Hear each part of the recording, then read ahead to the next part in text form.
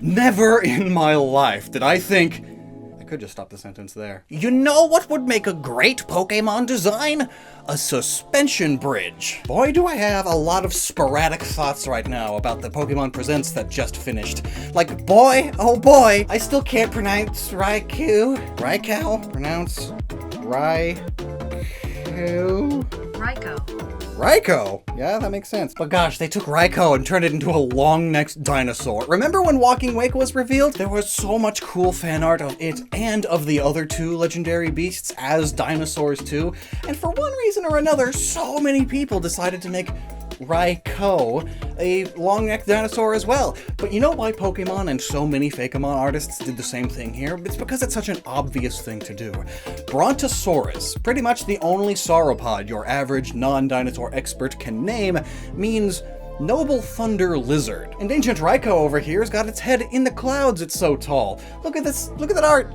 Its head is like inside of a hurricane or like an overcast of a thunderstorm. Fun fact, did you know the Giraffatitan genus of sauropods is among the tallest to have ever lived? Not the most massive or heaviest, mind you, but the tallest. And get a look at this beastie. It's the Serpopard from Egyptian and Mesopotamian mythology, said to only be tameable by great kings. It's literally a leopard with a really long neck. And then consider the camel leopard, which is in fact the old name we had for giraffes. I mean, that name gets the point across. It's a camel-like thing with leopard print. And now also consider the Kirin, or Kilin, mythical beasts from China and Japan. I go way in depth on them in our video about Giraffarig, but in short, they are giraffe dragons with lion manes and dragony cat faces. So here's a Giraffatitan dinosaur with a cat face.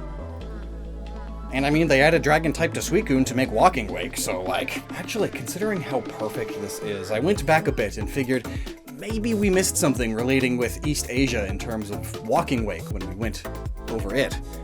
And yeah, turns out there is something a lot deeper here. This is the Fukui Raptor, whose name means Thief of Fukui. It's found in what today is near Fukui, Japan, which, when you do like 1 second of research into it, you'll find that Fukui is most famous for their abundant, clean, and clear water, and their sweet mochi. And like Walking Wake and Suicune are, of course, all about water purification. And mochi. Now, as of right now, I have decided this. This makes me want to use my psychic powers and predict what Entei is going to be. Well, when researching the Fukui Raptor, we came upon this major Japanese dinosaur exhibition in Japan, the Giga Dinosaur Exhibit, and oh, the Fukui Raptor is in a group of 3 dinosaurs. It's paired up in this museum with 2 other dinosaurs. One of them is a long-necked dino. So what's that third one? That's totally going to be Entei. Calling it now, Entei is going to be some sort of hadrosaur. So with quick thinking, I immediately commissioned Virgil Office to sketch Entei as a generic hadrosaur, or even a Yamatosaur, or a Parasaurolophus. Parasaur is one of these things. Not all of them had the horns, but most people know the ones with the big horn thing. But the Yamatosaur is one, and it's named after Yamato, the region of Japan. That was the capital of Japan at the time that Japan started keeping written history. Oh yeah, because the legendary beast trio is they all have a bit to do with like royalty and power, hence the noble lizard now also. But look at this is what we got! Without getting too into it, because that's not what this video is about, it's Entei as a hadrosaur, or a facultative biped. I'm probably mispronouncing that. But that means that they walk both on 2 feet and 4 feet, depending on the context, putting it right between the other 2 in its trio. It's also got like a medium-sized neck, putting it right between the 2 of its trio. Its smoke comes from its burning up volcanic insides, because Entei is all about volcanoes. And like how modern volcanoes and major mountain ranges are huge because the tectonic plates have been pushing them up over hundreds of millions of years, meaning if we went back in time, most of these mountain ranges would be significantly smaller.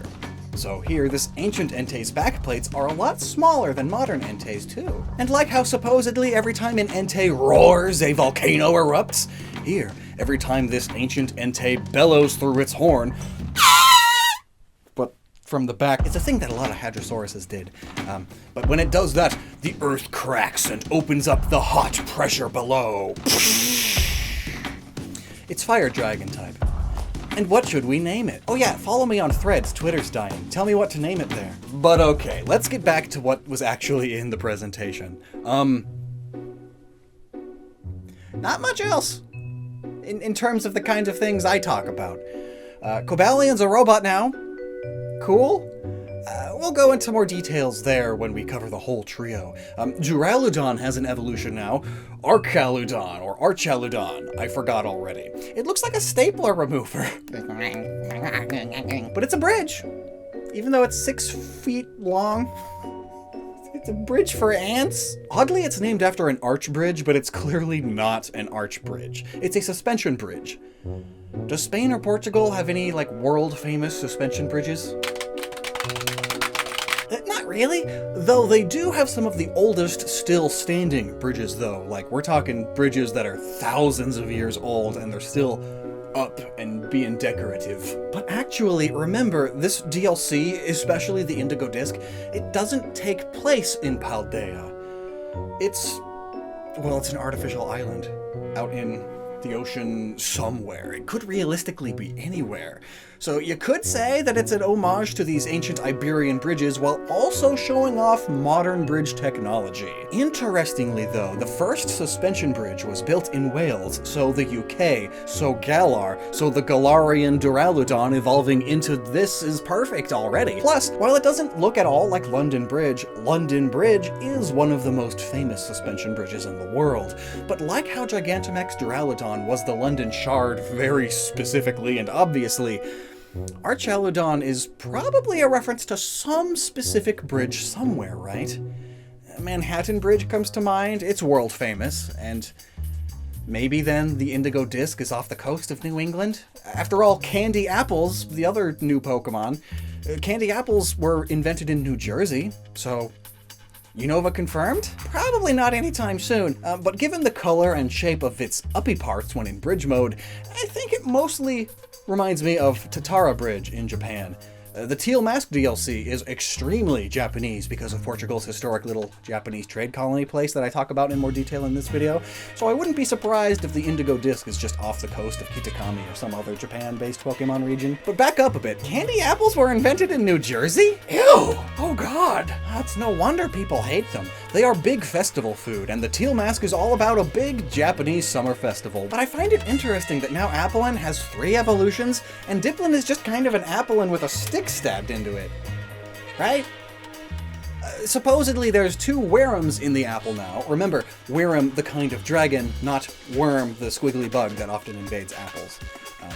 Here's another huge video that goes into the deep origins of the Applin line. Oh, this is too big. Oh. Apples are too sweet. My diabetes. But this new one is candy coated, or rather syrup slobbered. So you touch it and it's sticky.